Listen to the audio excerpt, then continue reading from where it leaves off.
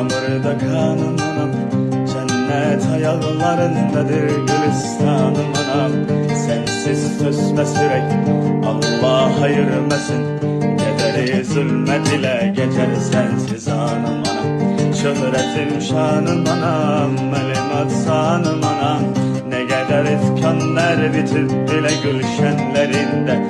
Sen ki bir ömrü fida eylemiş evledina. Ne kadar azap gizlenip saçının denleri. Mama Music Mutlu Medya Portalı. Şanım anam, tanrıda kanım anam. Cennet ayaklarındadır gülistanım anam. Sensiz sözme sürey, Allah ayırmasın. Kederi zulmet ile geçer sensiz anım anam. Şöhretim şanım anam, melimat sanım anam.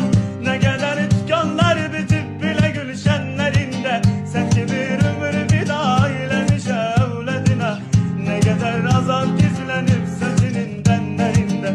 En güzel hanım anam, cennet yurisi sen. Sen anam, samırda kanım anam.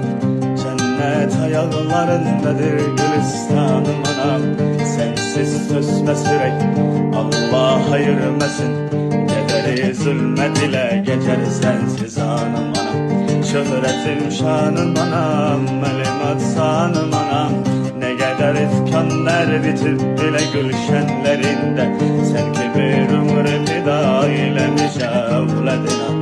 Ne kadar azap gizlenip saçının denleri. Mama Music Mutlu Medya Portalı. Şanım anam, tanrıda